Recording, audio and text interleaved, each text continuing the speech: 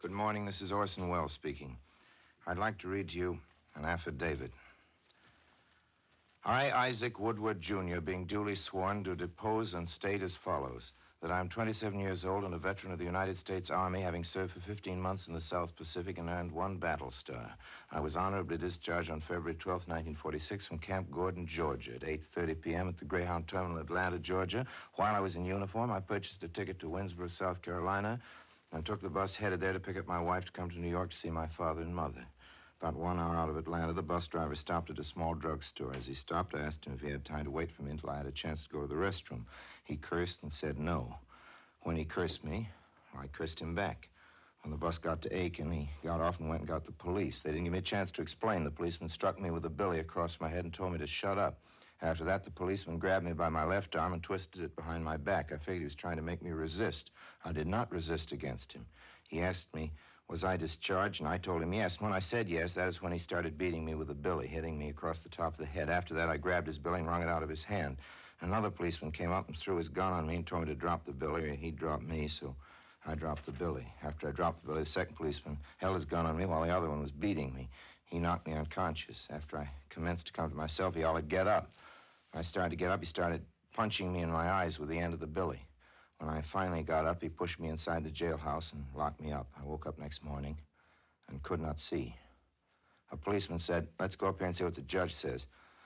I told him that I could not see how to come out. I was blind. He said, "Feel your way out." He said I'd be all right after I washed my face. He led me to the judge, and after I told the judge what happened, he said, "We don't have that kind of stuff down here." Then the policeman said, he wrung my billy out of my hand. I told him if he didn't drop it, I'd drop him. That's how I knew it was the same policeman as had beat my eyes out.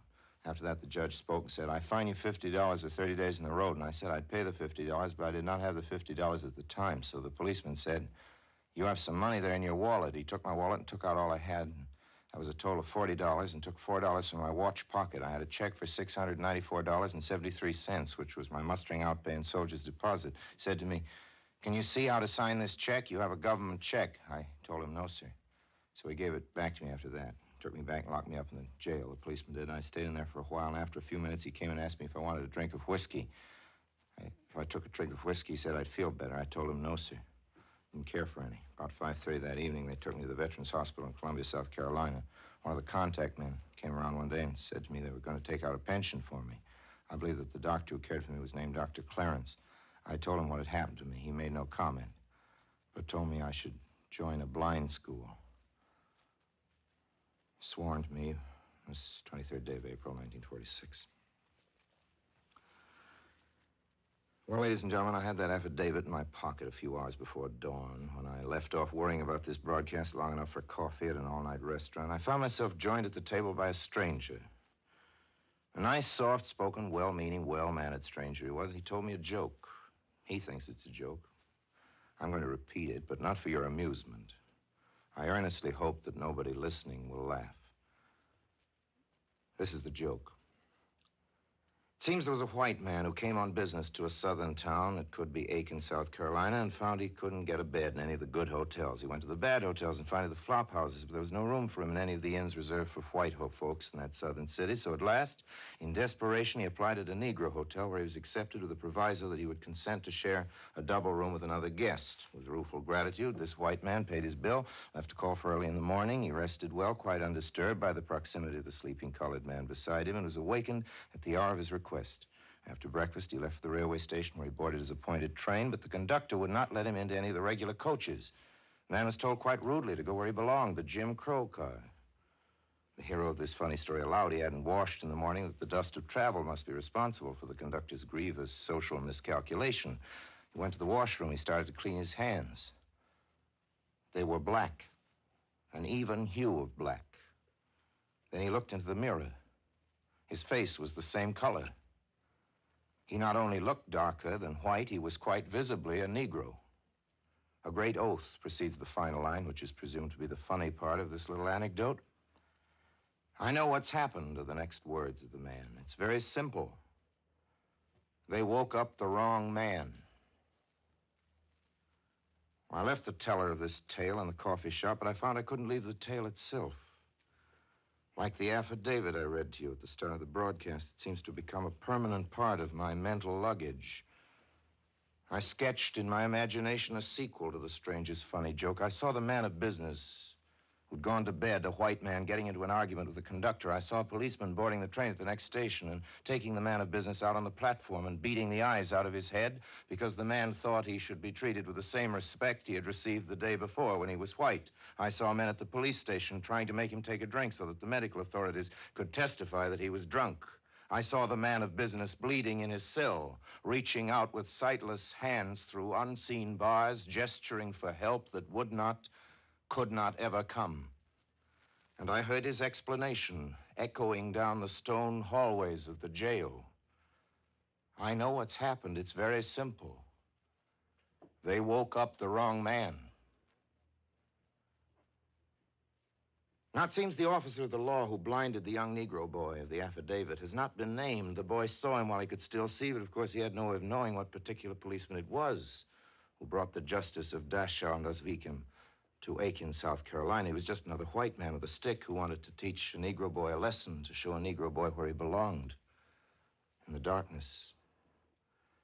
Till we know more about him, for just now, we'll call the policeman Officer X. He might be listening to this. I hope so. Officer X, I'm talking to you. Officer X, they woke up the wrong man. That's somebody else. That man sleeping there is you. The you that God brought into the world, all innocent of hate. A paid-up resident member of the Brotherhood of Man. Yes, unbelievably enough, that's you, Officer X. You, still asleep. That you could have been anything. It could have gone to the White House when it grew up. It could have gone to heaven when it died. But they woke up the wrong man. They finally came for him in the blank gray of dawn. As in the death house, they come for the condemned, but without prayers. They came with instructions, the accumulated ignorance of the feudal South. And with this peculiar briefing, they called Cain for another day of the devil's work, while Abel slept. Wash your hands, Officer X. Wash them well. Scrub and scour. You won't blot out the blood of a blinded war veteran, nor yet the color of your skin, your own skin. You'll never, never, never change it. Wash your hands, Officer X. Wash a lifetime. You'll never wash away that leprous lack of pigment, the guilty pallor of the white man.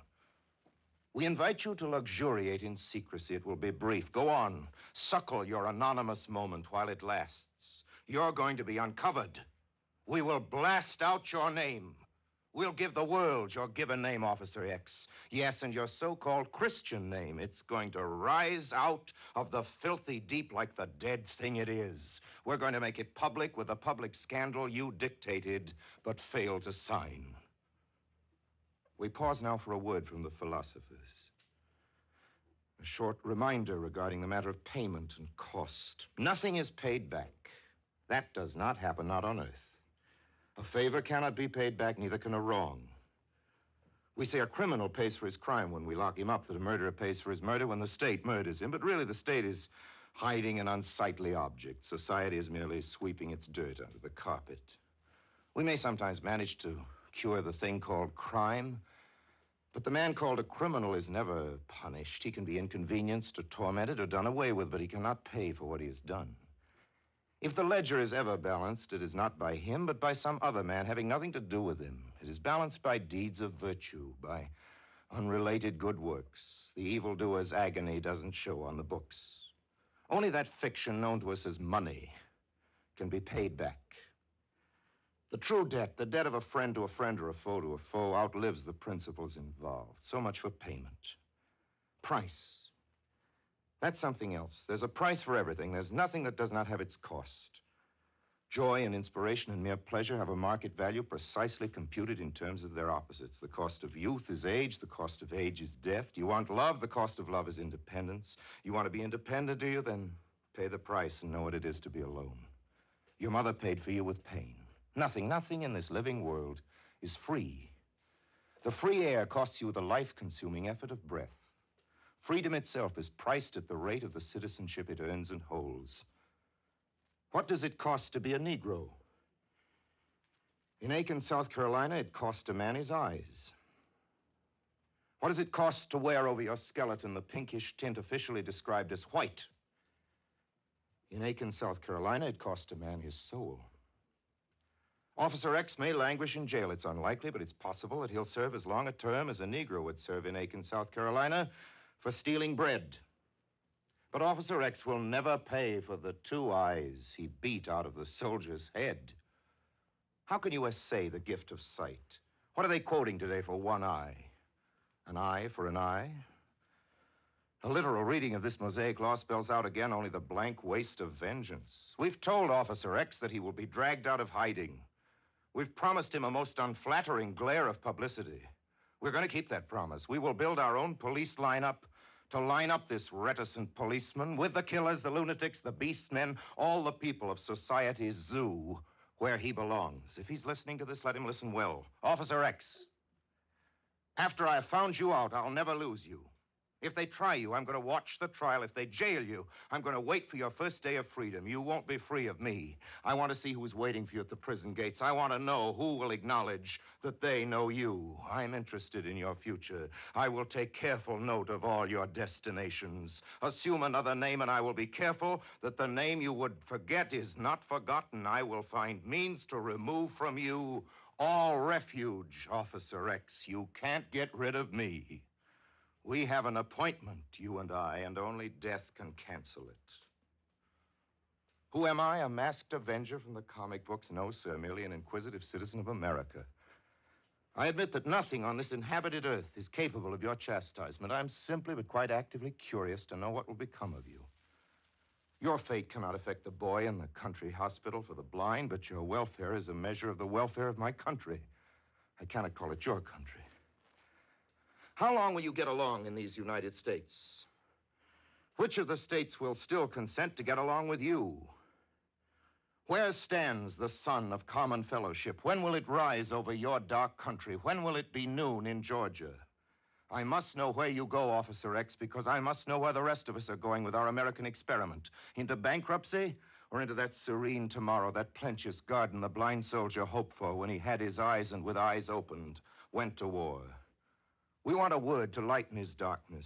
You're sorry for him? He rejects your pity. You're ashamed? He doesn't care. We want to tell him soon that all America is ashamed of you. If there's room for pity, you can have it, for you're far more blind than he. He had eyes to see and saw with them, made out, if nothing else, at least a part of the shape of human dignity. And this is not a little thing, but you had eyes to see and you have never seen.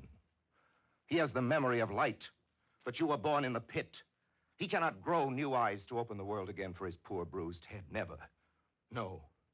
The only word we can share the martyr with to carry him from the county hospital to the county grave is word concerning your eyes, Officer X. Your eyes, remember, were not gouged away. Only the lids are closed. You might raise the lids. You might just try the wild adventure of looking. You might see something. It might be a simple truth. One of those truths held to be self-evident by our founding fathers and by most of us.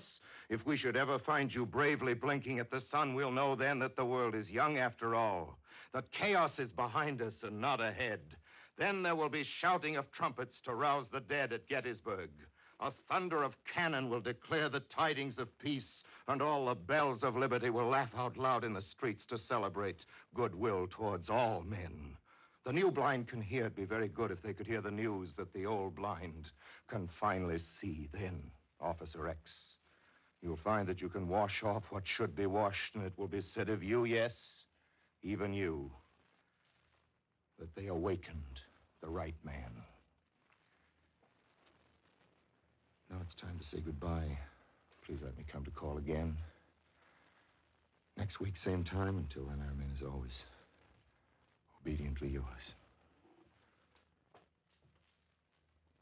Ladies and gentlemen, the American Broadcasting Company invites you to be with us again next Sunday afternoon at 1:15 o'clock over most of these very same stations, when we shall again hear from Mr. Orson Welles. This is ABC, the American Broadcasting Company.